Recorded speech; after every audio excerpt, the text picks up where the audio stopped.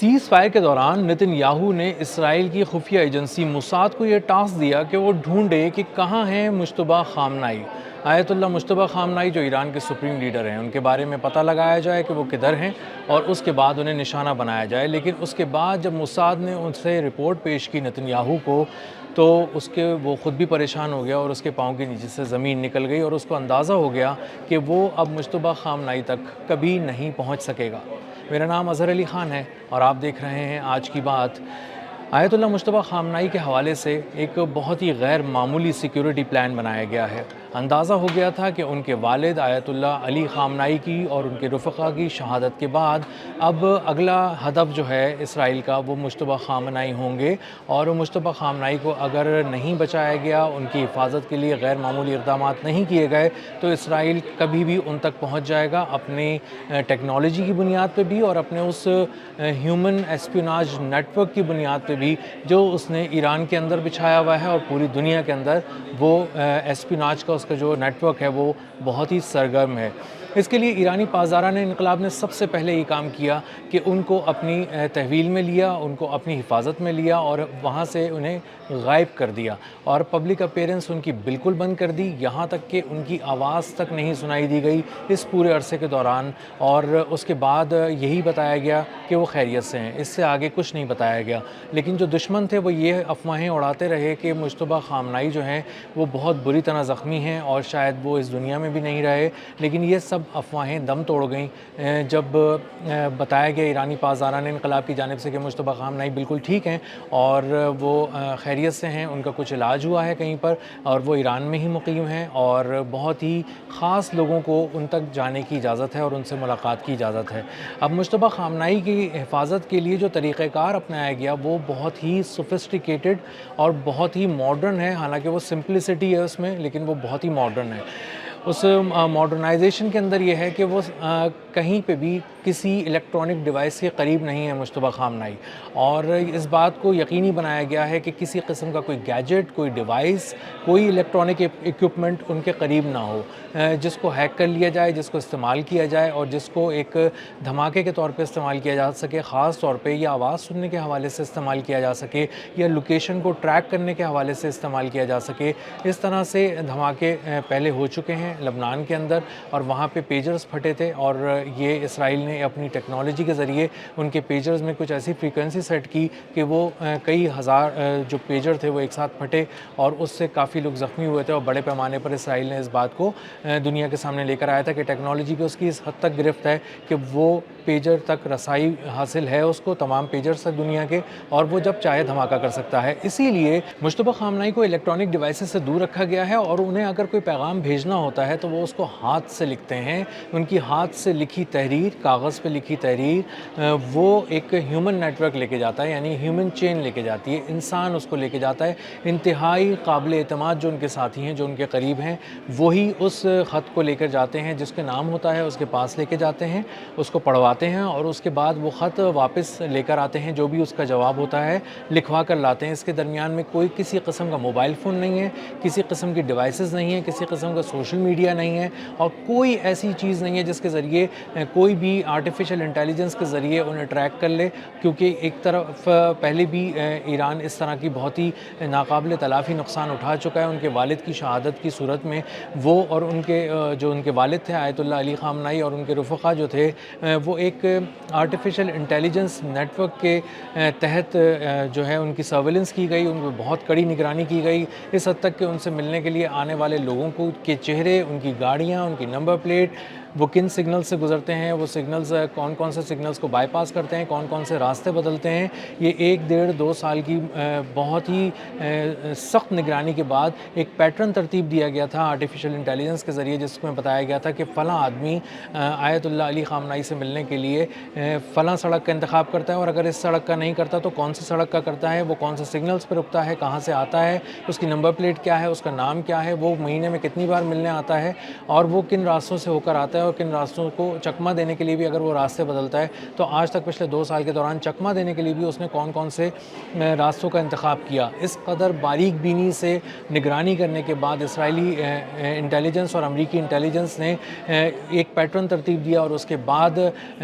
جو آیت اللہ علی خامنائی پہ اور ان کے رفقا پہ حملہ کیا گیا، ایک بہت بڑا حملہ کیا گیا اور انہیں شہید کر دیا گیا. ان سب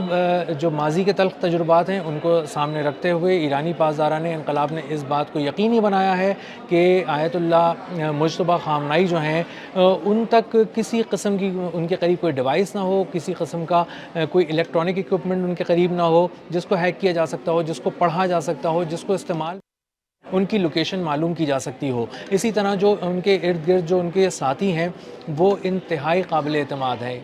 صرف وہ کسی اونچی سطح کے لوگ نہیں ہیں ایرانی پاسداران انقلاب کے، بلکہ انتہائی وفادار اور قابل اعتماد ساتھی ہیں اور صرف انہی کو اجازت ہے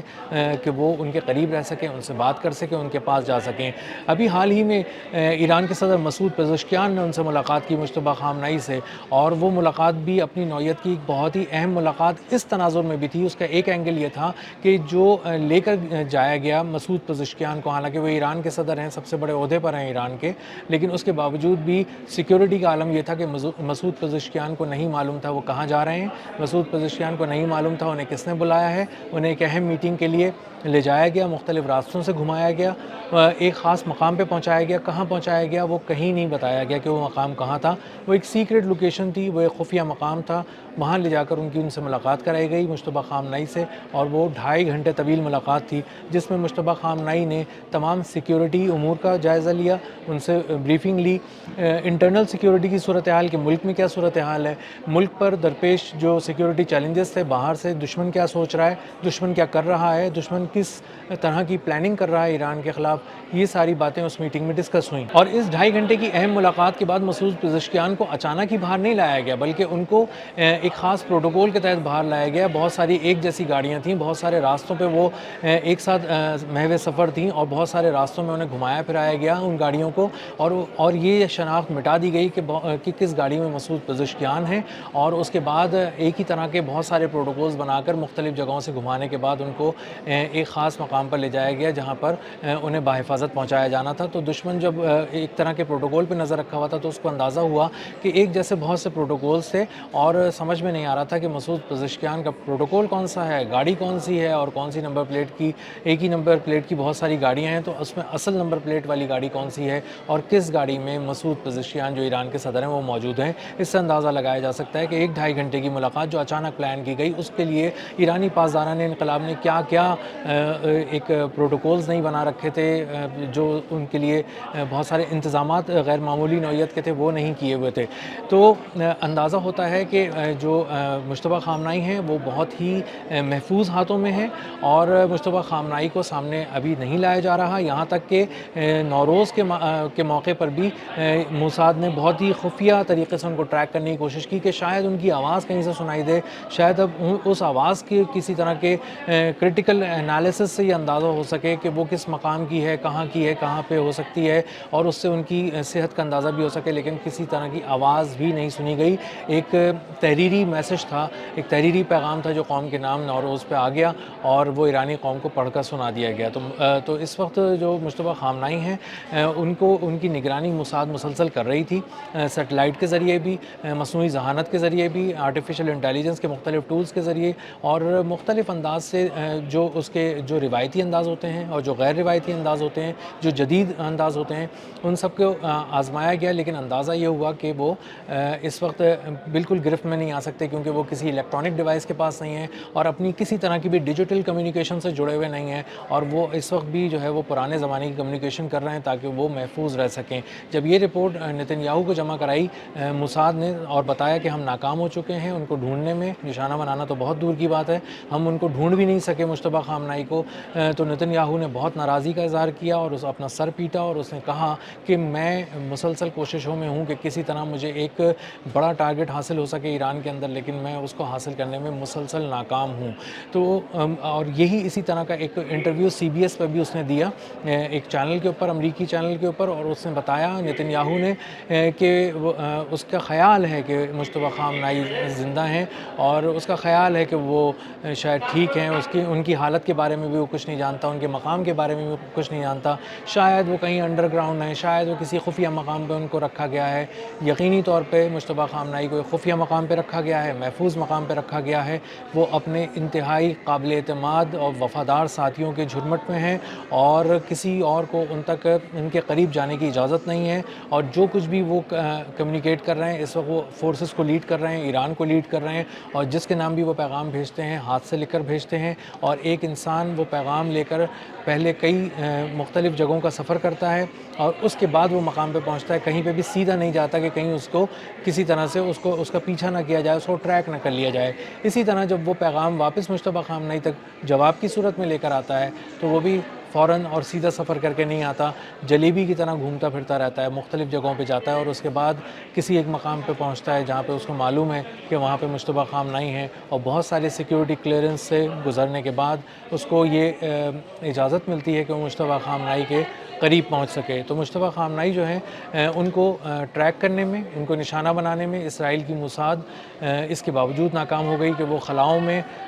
جا کر اپنی سیٹلائٹ کے ذریعے دیکھ رہی تھی، وہ زمین کو کھنگال رہی تھی، زمین کو الٹا پلٹا رہی تھی، لیکن وہ مجتبیٰ خامنائی تک نہیں پہنچ سکی، اور آخر میں نتن یاہو کو یہ رپورٹ دی گئی کہ وہ ان کو وہاں تک پہنچنے میں اور ان کو نشانہ بنانے میں ناکام ہو گئی ہے، اور اس کی وجہ یہی ہے کہ ایران نے ایک غیر معمولی حکمت عملی ترتیب دی ہے، اور وہ پرانے دور کی حکمت عملی نئے دور کی حکمت عملی پہ غالب آ گئی ہے، اور وہ جو روایتی سی ایک حکمت عملی ہے ہاتھ سے لکھنے کی، وہ اس نے مصنوعی ذہانت کو، آرٹیفیشل انٹیلیجنس کو، اور وہ بھی اسرائیل کے آرٹیفیشل انٹیلیجنس کے لیول کو شکست دے دی ہے۔ اب تک کے لیے اتنا ہی، ملتے ہیں اگلے ولاگ میں کسی نئے خبر، نئے تجزیے اور نئے زاویے کے ساتھ۔